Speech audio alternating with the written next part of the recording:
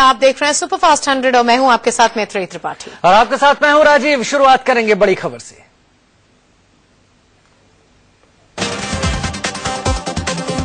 विवादित पोस्टर लगाने के आरोप में आम आदमी पार्टी के नेता दिलीप पांडे समेत 7 लोगों को गिरफ्तार किया गया है। इनको पहले जामियानगर पुलिस स्टेशन ले जाया गया, लेकिन बाद में उन्हें न्यू फ्रेंड्स कॉलोनी थाने भेजा गया। गिरफ्तारी के बाद दिल्ली पुलिस ने 4 लोगों को थाने से बेल दे दी, लेकिन दिलीप पांडे समेत 3 लोगों को आईपीसी की धारा 153A और 295A के तहत गिरफ्तार कर लिया गया। दिल्ली पुलिस तीनों आरोपियों को आज साकेत कोर्ट में पेश करेगी। कांग्रेस विधायक आसिफ मोहम्मद ने आरोप लगाया कि सत्ता पाने के लिए आम आदमी पार्टी सांप्रदायिक भावनाएं भड़काने में लगी है। हालांकि आपने इस बात से इनकार किया कि उन्होंने आम आदमी पार्टी के खिलाफ शिकायत की थी। कांग्रेस विधायक आसिफ ने दिलीप पांडे की गिरफ्तारी को सही ठहराया है। विवादित पोस्टर कांग्रेस के तीनों मुस्लिम विधायकों के खिलाफ उनके विधानसभा क्षेत्रों में चिपकाए गए। तो दिलीप पांडे हैं और जो मिस्टर झा हैं, इन लोगों ने वो सीडी वहां पर जो प्रिंटर्स के यहाँ पहुंचाई थी, वो सीडी मुहैया कराई थी। आम आदमी पार्टी ने इसको पेमेंट किया है। ये बहुत गंभीर मामला है कि रमजान के महीने में नहीं, ये बहुत गंभीर मामला है। पोस्टर में तीनों कांग्रेस मुस्लिम विधायक मतीन अहमद, आसिफ मोहम्मद खान और हसन अहमद के घर के सामने विरोध प्रदर्शन की अपील की गई थी, जिसके खिलाफ विधायकों ने दिल्ली पुलिस से शिकायत की थी। उधर अमानुल्लाह नाम के शख्स ने पोस्टर लगाने का दावा किया। आम आदमी पार्टी का कहना है कि अमानुल्लाह ने पोस्टर लगाने की जिम्मेदारी ली है, तो दिलीप पांडे की गिरफ्तारी क्यों हुई? अरविंद केजरीवाल का कहना है कि आप विधायकों की खरीद फरोख्त की योजना में फेल होने की वजह से बीजेपी नेता बौखला गए हैं। जो भी कानूनी कार्रवाई होगी, कानूनी कार्रवाई और कानूनी तरीके से निपटेंगे। बाकी हम जनता के बीच में जाएंगे, लोगों को बताएंगे किस तरीके से ये जो बीजेपी की सरकार है वो राजनीतिक बदले की कार्रवाई से काम कर रही है और अपनी खींच हम पे निकाल रही है। दिल्ली में सरकार बनाने को लेकर बीजेपी में ही अलग अलग तरह की राय सामने आ रही है। बीजेपी के विधायक रामवीर सिंह विधोड़ी कहते हैं सरकार बनाने का आंकड़ा है, तो वहीं केंद्रीय मंत्री हर्षवर्धन का कहना है कि बीजेपी कभी भी चुनाव को तैयार है। बीजेपी विधायक रामवीर सिंह विधोड़ी का दावा है कि आम आदमी पार्टी के 7 विधायक उनके संपर्क में हैं। उन्होंने दावा किया कि आला कमान कहे तो पार्टी दिल्ली में सरकार बना सकती है। और दिल्ली के चांदनी चौक से सांसद और केंद्रीय मंत्री डॉक्टर हर्षवर्धन सरकार बनाने की कवायद को खारिज कर रहे हैं। उन्होंने इंडिया न्यूज से कहा कि लिहाज़ चुनाव हो जाए, बीजेपी तैयार है। दिल्ली में सरकार बनाने को लेकर आम आदमी पार्टी में फूट की खबर है। कांग्रेस विधायक आसिफ मोहम्मद खान ने दावा किया है कि मनीष सिसोदिया अब केजरीवाल को किनारे कर खुद दिल्ली का सीएम बनना चाहते हैं। आसिफ मोहम्मद का दावा है कि मनीष सिसोदिया ने उन्हें ससुराल में बुलाकर मुलाकात की और कहा कि अगर कांग्रेस हाईकमान को केजरीवाल से दिक्कत है तो उनके नाम पर समर्थन दें, वो खुद सीएम बनना चाहते हैं। कांग्रेस के और विधायक जयकिशन ने मनीष सिसोदिया को लेकर दावा किया है। जयकिशन ने कहा है कि उन्हें ये ऑफर दिया गया था कि केजरीवाल की जगह मनीष सिसोदिया को सीएम बनाया जाए, तो क्या वो आम आदमी पार्टी का समर्थन करेंगे? कांग्रेस विधायक जयकिशन ने यहां तक दावा किया टीम केजरीवाल के सिसोदिया, आशुतोष और संजय सिंह पूर्व केंद्रीय मुस्लिम मंत्री से मिले थे और समझौता कर सरकार बनाने की गुहार लगाई। अरविंद केजरीवाल ने विधायकों की खरीद फरोख्त के आरोप लगाते हुए बीजेपी के खिलाफ मुहिम छेड़ दी है। दिल्ली में लगभग 400 ऑटो पर पोस्टर और लाउडस्पीकर लगाकर केजरीवाल जनता को ये बताने में लगे हैं कि दिल्ली की गद्दी के लिए बीजेपी 20-20 करोड़ का खेल खेलने में लगी है। दिल्ली में बदलते सियासी हालात के बीच आम आदमी पार्टी के संयोजक अरविंद केजरीवाल को उपराज्यपाल नजीब जंग ने मिलने का वक्त दे दिया है। मुलाकात सोमवार को होगी। केजरीवाल ने गुरुवार को ही एलजी से वक्त मांगा था। मोस्ट वांटेड आतंकी हाफिज सईद ने वरिष्ठ पत्रकार वेद प्रताप वैद्य से मुलाकात के बाद भारत में मचे हंगामे पर हैरानी जताई है। सईद ने पाकिस्तानी चैनल दुनिया टीवी को दिए इंटरव्यू में कहा कि उसने वैदिक का स्वागत किया था, लेकिन अब यह हंगामा भारत की तंग सोच को दर्शाता है। के लिए असम्बलियों के अंदर शोर और बाइकाट और अजीब कैफियत, हत्ता कि उनकी एस्टेब्लिशमेंट, उनका मीडिया, उनके सब तबके जो है इस कदर तंग नजरी की उन्होंने पेश की है। हाफिज सईद ने दुनिया टीवी को दिए इंटरव्यू में भारत के खिलाफ जमकर जहर उगला। हाफिज ने कहा कि भारत अगर वैदिक और उसकी मुलाकात पर इतना हंगामा कर रहा है तो पाकिस्तान से बातचीत कैसे होगी? इंडिया तंग है, इंडिया मुज़ाकरात नहीं चाहता है। एक मेरी मुलाकात एक साथी से बर्दाश्त नहीं कर सकते तो वो पाकिस्तान के साथ मुज़ाकरात करके मामलात को कैसे तय कर सकते हैं? हाफिज ने एक के बाद एक कई आरोप भारत मढ़ दिए। आतंकी हाफिज सईद ने कहा कि भारत केवल शोर करना चाहता है, वो किसी मसले का हल नहीं चाहता। इंडिया हमेशा शोर मचाता है कि हम मुज़ाकरात करना चाहते हैं, हम मसाइल को मुज़ाकरात से हल करना चाहते हैं, लेकिन हकीकत यह है कि ना वो मुज़ाकरात चाहते हैं, ना वो मसाइल को हल करना चाहते हैं, वो मसाइल को उलझा के रखना चाहते हैं। हाफिज ने इंटरव्यू के दौरान कश्मीर का मुद्दा भी उठाया। भारत पर आरोप लगाते हुए हाफिज ने कहा कि कश्मीर का मुद्दा उठते ही भारत को सांप सूंघ जाता है। जब कश्मीर की बात जनाब आती है, नाम आता है कश्मीर का, तो जनाब इनको सांप सूंघ लगता है और ऐसी कैफियत में मुब्तला हो जाते हैं कि बात करने के लिए तैयार नहीं होते, नाराज होते हैं। मुंबई हमले में मोस्ट वांटेड हाफिज ने इंटरव्यू के दौरान खुद को बेकसूर बताया। हाफिज ने दलील देने की कोशिश की कि मुंबई हमले से उसका कोई लेना देना नहीं है। फौरन ही हम पर, हमारी जमात पर, मेरी जात पर उन्होंने इल्जाम लगाना शुरू कर दिए बगैर तहकीक के। तो मैंने फौरन ही मीडिया के सामने इसकी तरदीद की कि हमारा इसमें कोई ताल्लुक नहीं है और इंडिया के पास अगर कोई सबूत है तो पेश करें। आतंकी हाफिज सईद ने मुंबई हमले में खुद को मास्टरमाइंड बनाने पर भारत के खिलाफ भड़ास निकाली। हाफिज ने कहा कि जब पाकिस्तान की अदालतें उसे बेकसूर साबित कर चुकी हैं तो फिर भारत उसे क्यों नहीं मानता। हाफिज सईद ने इंटरव्यू के दौरान बताया कि उसकी बातें सुनकर वेद प्रताप वैदिक हैरान रह गए। हाफिज ने कहा कि वैदिक तक को नहीं मालूम था कि उसे पाकिस्तानी अदालतों से क्लीन चिट दे दी गई है। हाफिज ने यह भी कहा कि वैदिक को जब मैंने बातचीत के जरिए मसला हल करने की बात कही तो वो खुश हो गए। भारतीय पत्रकार वेद प्रताप वैदिक और मुंबई हमले के मास्टरमाइंड हाफिज सईद की मुलाकात पर पाक राजनयिक बासित अली ने कहा कि इस मुलाकात की हमें जानकारी ही नहीं थी। बासित ने कहा कि किसी को खुश करने के लिए हम हाफिज सईद को जेल में नहीं डाल सकते। हाफिज के खिलाफ हमारे पास सबूत नहीं है। हरियाणा की अलग एसजीपीसी को लेकर केंद्र सरकार और हरियाणा सरकार के बीच ठन गई है। गृह मंत्रालय ने हरियाणा सरकार की ओर से बनाई गई अलग एसजीपीसी को गैर कानूनी बताया और इस कानून को तुरंत वापस लेने की हिदायत दी है। हरियाणा के मुख्य सचिव गृह मंत्रालय के इस रुख को हास्यास्पद करार दिया। मुख्य सचिव एससी चौधरी ने कहा कि केंद्र सरकार की देखकर उन्हें हंसी आ रही है। उन्होंने कहा कि केंद्रीय गृह सचिव के पास अधिकार नहीं है कि वे विधान पालिका के खिलाफ इस तरह के विचार रखें।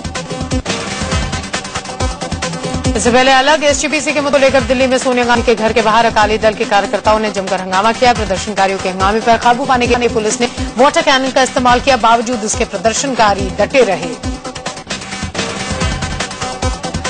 हथनीकुंड बैराज से छोड़ा 1,58,000 क्यूसेक पानी कभी भी दिल्ली के दरवाजे पर दस्तक दे सकता है। इस पानी के आने से दिल्ली के यमुना नदी का जलस्तर बढ़ने का खतरा मंडरा रहा है। राजधानी के कई इलाके से बाढ़ की चपेट में आ सकते हैं। हथनीकुंड बैराज से 50,000 क्यूसेक पानी और छोड़ने की तैयारी हो रही है। हिमाचल प्रदेश और उत्तराखंड में हो रही भारी बारिश से बैराज का जलस्तर खतरे के निशान के पास पहुंच गया है, इसलिए डैम से और पानी छोड़ने की तैयारी कर रही है। उत्तराखंड से रोंगटे खड़े कर देने वाली तस्वीर सामने आई। यहाँ रामनगर में 2 बाइक से और अचानक बाढ़ की चपेट में आ गए। तस्वीरों में आप देख सकते हैं कि बाढ़ के बीच से बाइक निकालने की कोशिश में दोनों लहरों के बीच कैसे फंस गए। दरअसल जहां बाढ़ का पानी दिख रहा है वहां एक नाला था। अचानक नदियों में बढ़े जलस्तर से बाढ़ ने अपना कहर बरपाया। बाइक पर सवार ये दोनों शख्स पानी की तेज धारा को पार करने के लिए आगे बढ़े, लेकिन उसमें फंस गए। किनारे पर खड़े लोग उन्हें बचाने के लिए चिल्लाते रह गए। पानी की तेज धारा में उनकी बाइक बहने लगी। उसे बचाने के चक्कर में दोनों भी बाढ़ के साथ बह गए। किनारे खड़े लोग ये सब अपनी आंखों के सामने देखते रहे, लेकिन कोई कुछ नहीं कर पाया। हालांकि राहत की बात यह रही कि वक्त रहते दोनों को बचा भी लिया गया। उत्तराखंड के रामनगर में हैरान करने वाली एक और तस्वीर सामने आई। लगातार हो रही बारिश ने अचानक संवालदे नदी का जलस्तर बढ़ा दिया। अचानक बढ़े जलस्तर के बाद आई बाढ़ में एक महिला फंस गई। खबर मिलते ही रेस्क्यू मौके पर पहुंची और महिला को बचाने की जुगत में लग गई। नदी की फंदी धारा के बीच दीपा नाम की महिला दम साधे खड़ी थी और नदी किनारे खड़े लोगों से निकलने की जुगत में लगे थे। रेस्क्यू टीम के सदस्य बचाने के दौरान खुद भी बाढ़ के पानी में बहने लगे। इसी दौरान महिला को बचाने गया एक और शख्स तेज बहाव के बीच फंस गया। नदी की उफनती लहरों के बीच महिला दम साधे 7 घंटे तक खड़ी रही। प्रशासन ने महिला को बचाने के लिए पूरी ताकत लगा दी। नदी का जलस्तर जब थोड़ा कम हुआ तो एक ट्रैक्टर के जरिए प्रशासन ने दलित संगठनों ने काले झंडे दिखाए। संगठन सरकार की ओर से दलितों को लेकर चलाई जा रही 7 करोड़ की जनहित योजनाएं बंद करने से नाराज थे। पुलिस ने कई प्रदर्शनकारियों को हिरासत में लिया। हरियाणा कांग्रेस को बड़ा झटका लग सकता है। चौधरी बीरेंद्र सिंह कांग्रेस छोड़कर बीजेपी में शामिल हो सकते हैं। सूत्रों के मुताबिक केंद्रीय मंत्री राव इंद्रजीत सिंह ने चौधरी बीरेंद्र सिंह की अमित शाह से मुलाकात करवाई है। चीन से कैलाश मानसरोवर यात्रा के लिए दूसरे राज्यों का विकल्प मांगे जाने के विरोध में उत्तराखंड के मुख्यमंत्री हरीश रावत ने पीएम नरेंद्र मोदी को पत्र लिखकर नाराजगी जाहिर की है।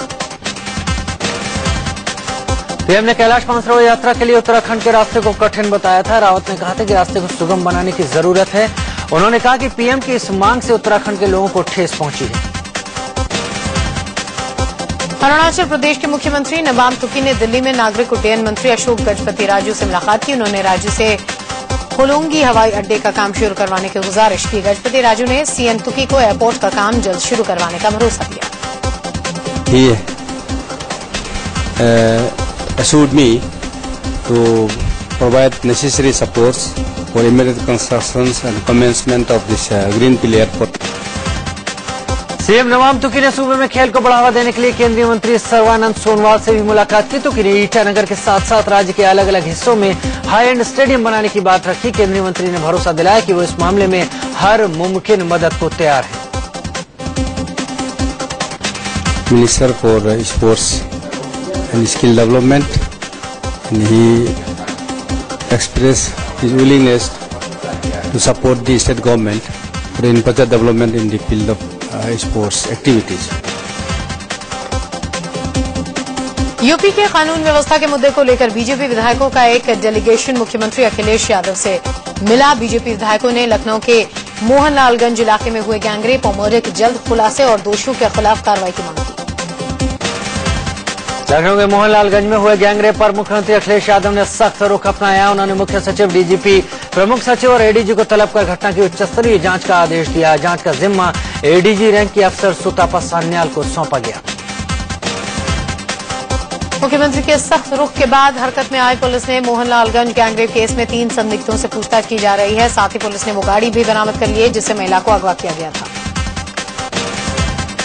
इस बीच जिस महिला की मोहनलालगंज इलाके के प्राथमिक स्कूल परिसर में लाश मिली उसकी शिनाख्त हो गई है। महिला लखनऊ के पीजीआई अस्पताल के लैब में काम करती थी। महिला को उसके पति की जगह नौकरी मिली थी।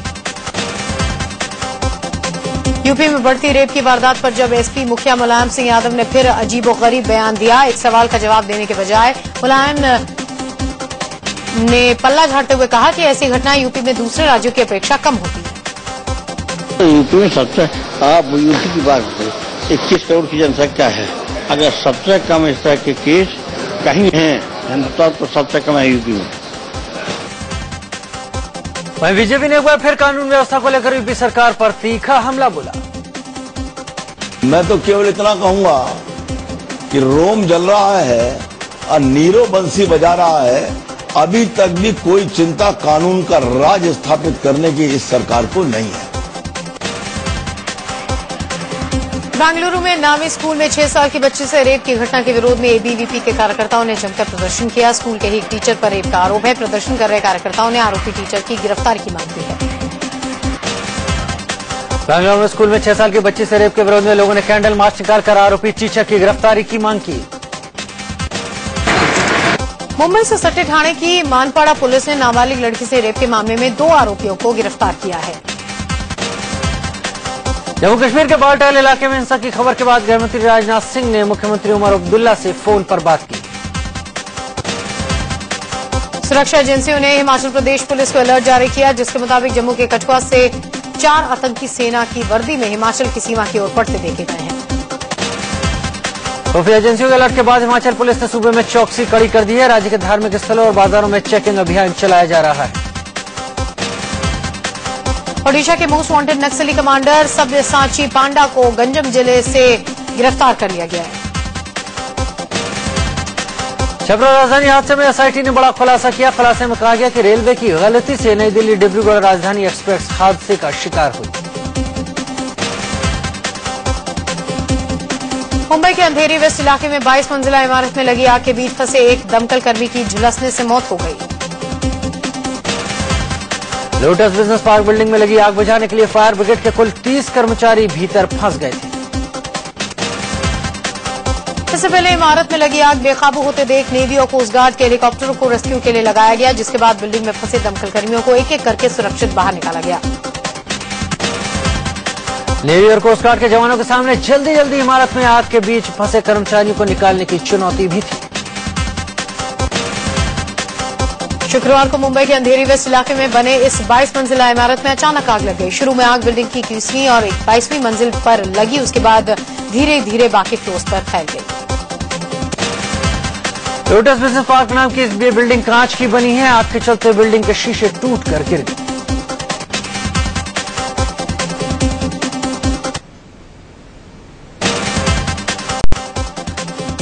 केदार घाटी में बारिश से मंदाकिनी, कालीगंगा, मधुगंगा और तिंगला नदियों का जलस्तर काफी बढ़ गया है।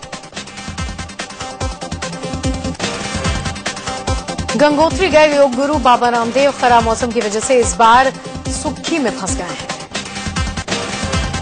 उत्तराखंड के मुख्यमंत्री हरीश रावत ने कहा कि खराब मौसम की वजह से अगले 3-4 दिनों तक केदारनाथ यात्रा पर रोक जारी रहेगी। राष्ट्रपति प्रणब मुखर्जी ने निठारी कांड के दोषी सुरिंदर कोहली की दया याचिका को खारिज कर दिया। 1993 सूरत बम ब्लास्ट में सुप्रीम कोर्ट का बड़ा फैसला आया है। सुप्रीम कोर्ट ने 11 दोषियों को बरी कर दिया है। राजस्थान की जोधपुर जेल में बंद नाबालिग से रेप के आरोपी आसाराम के समर्थक पीड़ित के घर वालों को लगातार धमकी दे रहे हैं। बढ़ते अगली खबर पर मुंबई के सांतरगुज इलाके में देर रात एक कार आग की लपटों से गिर गई। गनीमत यह रही कि समय रहते ड्राइवर समेत कार में सवार 3 लोगों को निकाल लिया गया। गोरखपुर के राजघाट इलाके में गुस्साए लोगों ने जमकर हंगामा किया और एक कार में तोड़फोड़ कर उसमें आग लगा दी। लोगों का गुस्सा उस वक्त फूटा जब इस कार ने 2.5 साल की एक बच्ची को कुचल दिया। महाराष्ट्र के महाबलेश्वर से हैरान करने वाला एक वीडियो सामने आया। आप देख सकते हैं कि कैसे ट्रक ब्रेक फेल होने के बाद खाई में गिर पड़ा। मुंबई से सटे मीरा रोड इलाके के एक मॉल में पुलिस ने छापेमारी कर सेक्स रैकेट का पर्दाफाश किया है। नोएडा के सेक्टर 21 के स्टेडियम में एक छात्र की पेड़ से लटकती लाश मिलने से हड़कंप मच गया। वाराणसी की सिंगरा पुलिस ने जय मंगल नाम के एक चोर को उसके साथी के साथ गिरफ्तार किया है। इनके पास से पुलिस ने कई लैपटॉप्स और मोबाइल फोन बरामद किए हैं।